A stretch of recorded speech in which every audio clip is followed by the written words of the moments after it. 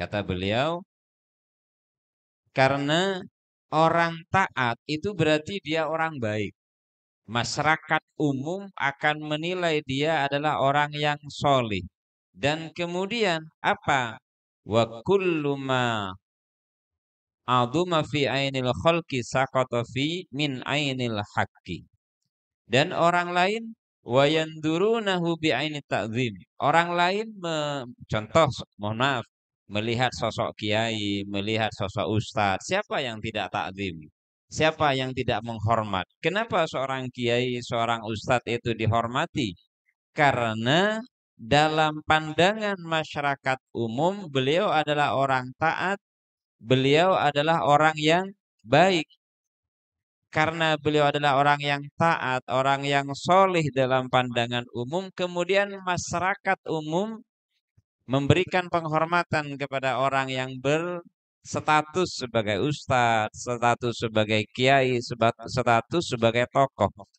Kemudian ketika wayandurunahu bi'aini tadzim, dan orang memuliakannya, orang melihatnya dengan pengagungan, wa yubadiruna ilaihi bil khidmati wa takrim. Bahkan orang bersegera, artinya masyarakat umum itu bersedia untuk khidmah, untuk mengabdi kepadanya. Ngabdi misalkan. Makanya bahasa kita kalau Madura itu biasanya berbahasa kepada diri, biasanya abdinah gitu. Karena itu dari kata ngabdi. Ngabdi kepada siapa? Ngabdi kepada sosok yang alim, ngabdi kepada sosok yang ahli ibadah. Dan setiap yang mulia di hadapan makhluk, maka itu sebenarnya rendah di hadapannya Al-Khaliq Allah Ta'ala. Wa ingkana jika dia merasa bahagia, dia merasa senang dengan penghormatan itu. Ya mohon maaf lah, kalau ada seorang ustadz, ada seorang kiai, ada seorang habib, kemudian merasa senang dengan penghormatan masyarakat umum kepadanya, maka dia sebenarnya jatuh derajatnya di hadapan Allah Ta'ala. Ini berarti apa? Penyakitnya orang taat, penyakitnya orang solih, itu lebih berat ujiannya. Kenapa?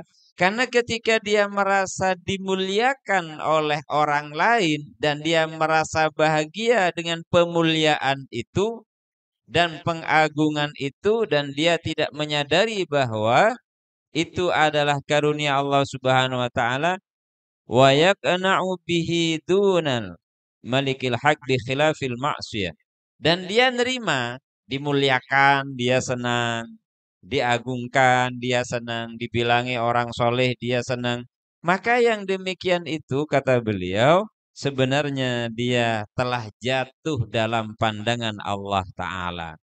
Atau misalkan ada seseorang yang dia rajin sholat 5 waktu, yang dia kemudian istiqomah, puasa, sunnah, kemudian orang-orang menghormatinya. Orang-orang kemudian memuliakannya dan dia menerima penghormatan itu, artinya menerima, dia ngakui, iya saya memang rajin, iya saya memang istiqomah. Kemudian dia bahagia dengan pemuliaan tadi, maka yang seperti itu kata beliau, dia telah jatuh dalam pandangan Allah Subhanahu wa taala. Sehingga itu tadi, bahwa kita lebih butuh kepada hidayah dan taufiknya Allah Ta'ala di saat kita jadi orang taat. Karena di saat kita menjadi orang yang taat, itu artinya kita merasa lebih baik daripada orang lain. Berbeda dengan apa? Dengan orang yang ahli maksiat atau ahli melakukan perbuatan salah. Fa innama hiya bisatu dzulli wal inkisar. Karena kalau orang maksiat, dia ada. Orang kemudian saya merasa mulia karena bermaksiat, itu tidak ada. Eh, Kenapa? Karena maksiat itu adalah mahallus sukuti wal ihtikor wa kullu ma saqata min ainil khalqi aduma fi ainil haqqi. Jadi maksiat dia mengaku salah pada Allah Ta'ala, dia mengaku banyak dosa kepada Allah Subhanahu wa Ta'ala, dan dia merasa rendah di hadapan Allah, merasa hina di hadapan Allah karena banyaknya dosa yang dia kerjakan, maka itu lebih mulia di hadapan Allah Ta'ala dibanding dengan orang yang taat, merasa mulia di hadapan makhluk. Orang yang taat merasa mulia di hadapan makhluk, tetapi sejatinya dia rendah di hadapan Allah. Sebaliknya orang yang bermaksiat, karena dia merasa hina di hadapan Allah, maka dialah yang lebih mulia di hadapan Allah Ta'ala. Fakanal abdu fi hali ta'atihi li rabbih ahwaju ila hilmihi wa afihi minhu fi halil ma'siyah. Jadi seorang hamba yang sedang berada dalam keadaan taat kepada Allah Subhanahu wa taala itu lebih butuh kepada sifat hilimnya Allah dan sifat pemaafnya Allah Ta'ala dibanding dengan orang yang ahli maksiat, dibanding orang yang berada pada posisi maksiat.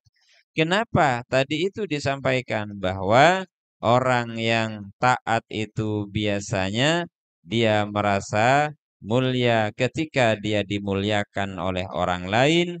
Makalah pertama tadi menghilangkan rasa, yaitu at-tabarri fihi minal hauli wal quwwah, bahwa kita tidak memiliki yang namanya daya dan kekuatan apa-apa. Li'anna ta'atul lati yanshau anhal izzu wal istikbar akbahu minal ma'siyah.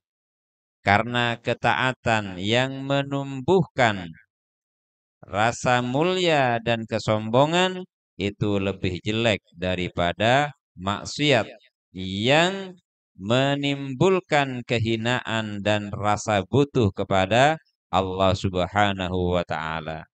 Jadi rasa butuh kepada Allah Subhanahu wa taala itu lebih dimiliki oleh siapa? Oleh orang yang sedang dalam keadaan taat. Karena kalau orang yang bermaksiat jelas minta ampun.